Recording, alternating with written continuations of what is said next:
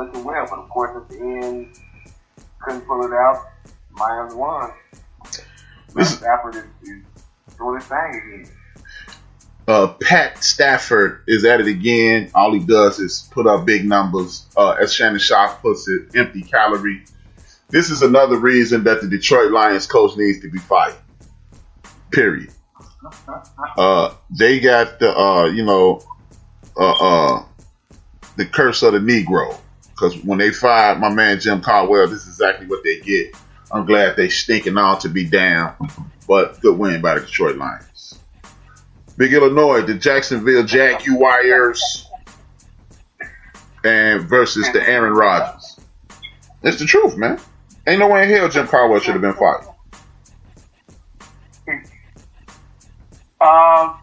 The team with the better talent won. Because they actually came to play, and I think Green Bay kind of looked over them. But that Jacksonville team, man, they scrappy, man. They become the players. Just they don't have the talent to overcome mistakes by their quarterback. Mm-hmm. I agree with you to a point. I don't think it was. It was definitely a trap game. That's what I'll give you that. That was definitely a trap game. But I think anytime you come to Green Bay and punch the Green Bay Packers in the mouth, if Aaron Rodgers can't step up, they gonna lose. You run that ball, you get physical with them, you gonna beat their ass. And like you said, whoever the coach is and Jacksonville, he's doing a great job. He's doing a great job at motivating these dudes. Everybody on the field understands that they're rebuilding, and he's still getting them to come out there and play every week. They just don't, like as you stated, they are not good enough to overcome mistakes by leadership. But the Green Bay Packers, you punch them in their mouth, they're going to fold every time. They are the human personification of everybody got a game plan until they get punched in the mouth. The Philadelphia Eagles versus, as a matter of fact, the Microwaves versus the Chief Rockets. Joe, talk to me. Man, man. Good job with the Giants winning that game, man. I really thought they wasn't going to win another game this season, stuff like that. But Wayne Gallman stepped in and put the thing on a running game. Kind of disappointed in the Eagles and Carson Wentz. That was supposed to be how you take command of the division, but I don't know, man. I don't know what's going on with the Eagles. I don't know what's going on.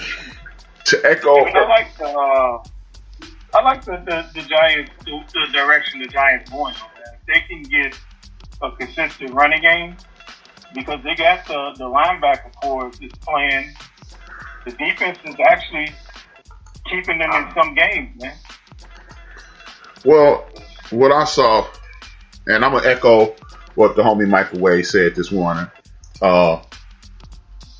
It seems that Matt Nagy and my man Coach P, they are definitely related to. They are definitely from the Andy Reid, Doug Peterson. They definitely from the Andy Reid School of Football. They do not know how to run a damn football consistently. When you have a quarterback who's playing shaky, you need to be running the goddamn football as much as humanly possible to get this kid in rhythm. And once you get this kid in rhythm, then he'll be the Carson Wentz that he was looking like last year. But if you are not going to commit to the run, I don't give a damn how well the other team is stopping the run. You need to have those linebackers taking those very linebackers that you just mentioned, Big Illinois. You need to have those dudes prepared to take a step forward and he can throw it over their head. If we know you are throwing the football and we know Lane Johnson and the rest of your linemen are nicked up, we are going to put it on your ass. And that's what the Giants did. Big ups to the Chief Rockers. Big ups to the DJ Knox. Sorry, Microwave. Y'all got y'all draws kicked in y'all ass. Tampa Bay Buccaneers versus the Carolina Panthers. Talk to me. Man, shoot. Ronald Jones. Man, if you got the way, run the wings on the floor. Right. That's basically the program that's what they followed. And it was crazy that they followed that because normally Bruce Arians want to have his quarterback throw the ball third and one, he one of them type of coaches. But when you keep running down their throat, you get within the 5-yard line, Mike Evans catch everything that's thrown to him in the red zone. Yeah. Perfect example of coaches that realize what they're up against. The Carolina Panthers are the worst team in regards to pass rush. Tom Brady is only good when he don't have somebody breathing down his neck. So you run the football, get Tom Brady some air, they kick your ass. I'm still not impressed with Logan, and they won. Denver versus the greatest team in the history of football. I'll take this one. Denver sucked. The Raiders the shit. Fuck them bums. Fuck Denver. Only thing was good in Denver is Terrell Davis and Shannon Sharp and Steve Atwater. Fuck the rest of them. Rod Smith too. No. A serious assessment of this is Denver has about $50 million of the $90 million salary cap sitting on the sideline. They are scrappy, but they cannot do it. Finally, Chucky woke up and said, "Hold it, wait a minute! I got one of the best running backs in the league." Gave the ball to Josh Jacobs on a regular basis. Jerry Jeudy showed out. Drew Lock did what he could do. At the end of the day, when you got half your defense watching, some of your offense watching, you're not going to compete with anybody in the National Football League on a regular basis. But I will give it up to Vic Fangio because he is, again, coaching, because the score is not indicative of his ability to coach. The Rams versus the Fins. Talk to me. Chargers and Fins. Man. Tua actually is able to come into his own. He's figuring the game out. I ain't saying he's an MVP, offering Pro Bowl, nothing like that. He is just trying to figure it out. And we talked about in that first week, and he didn't have to win the game. He didn't have to do anything to win the game, but he was doing the things now to what he has to do. He's making time to go. Good pickup. And shout out to that young man, what's his last name? Abed, that running back. Mm-hmm. From like a fifth string running back, pretty much. Mm-hmm. Man, well, what I saw is Brian Flores put in his bid for Coach of the Year. Everybody, it's the easy pick is Mike Tomlin. I got mad love for Mike Tomlin. I root for Mike Tomlin all day, every day, twice on Sunday. But Brian Flores, 365 days ago, half the league was saying they are trying to throw games. He has turned it on since that point, since the midway point of last season. Brian Flores is coaching his ass off. He's putting Tua in situations where he can excel. And the Rams quarterback is a Riri. Period. He hits wide open linebackers like you would not believe. The Buffalo Bills versus the Rough Buffs versus the Craig Gants. Arizona versus Buffalo. Talk to me about this game and about that play. Hey, that was he went Aaron Rodgers against Arizona that year, the playoffs. Man, but man, that was a good back and forth game, man. You had Diggs who thought he had won the game, and I guess they was like, "Hey, hold my beer." Pretty much. Man, exactly. Hey, but you know what I like about Kyler Murray, though, man? What's that? I think he's one of the better throwers as far as his arm motion, man. Because there was a few of those passes that he was throwing. I was like, damn, how did he get that shit off, man? But yeah, he put himself in the MVP talk. Because Russell didn't kind of. I'm gonna talk about that in a second too. But man, that was just one of those evenly matched teams, man. It just and Hail Mary won it, man. I'm gonna talk this Russell thing. I took away two things from this.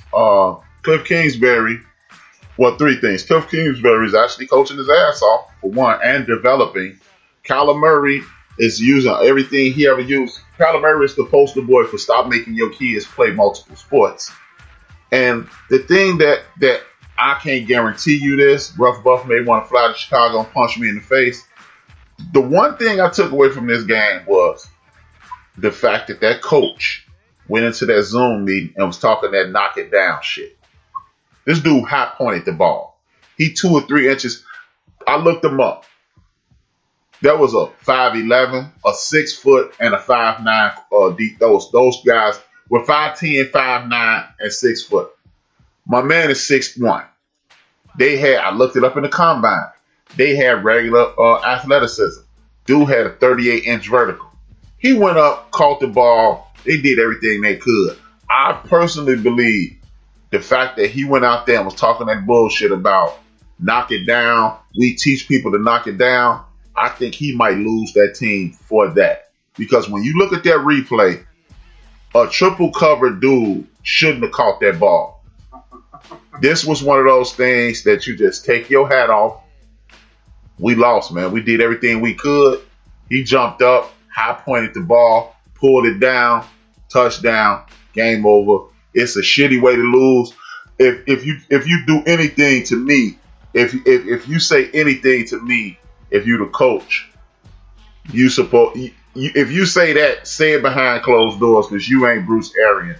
And two, the look on what's his name, Diggs, his face was like, lost this motherfucker, man. And we did everything we could. And that's one of those games that you say, hey man, we gave everything and we lost. If you feel like saying that bullshit about knock it down, you say that shit in the locker room. That's just me. I wouldn't have minded him saying it, but with these Carl Thomas sensitive ass dudes these days, I don't think he should have said it. The Seattle Seahawks. Real quick, before we move on, I want to win that game as well.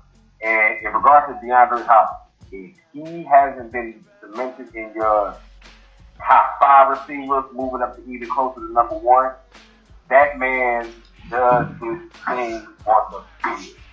Like, as much as we talk about the great catch, it was also a great throw, but DeAndre Hopkins been doing this with all the quarterbacks that he's had. When it was TJ Yates, when it was Brock Osweiler, when it was No Name, he was doing this. So those are no names. His name has definitely been, well, you know what I mean. It's exactly what I'm saying, though. The fact that he's been doing this with those bums, and just put some respect on DeAndre Hopkins' name. I know Sean Watson is kicking himself in the ass because he's lost one of his best receivers he probably ever going to have. Nah, he kicking Bill O'Brien in the ass. Big Illinois. Seattle. Talk to me.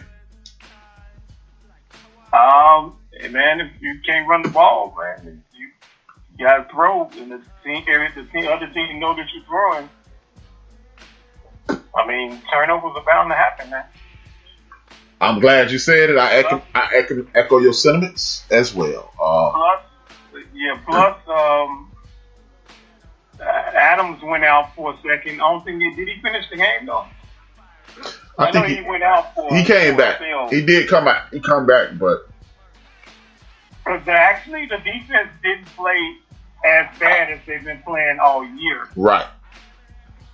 But if you can't run the ball, man, and it was times when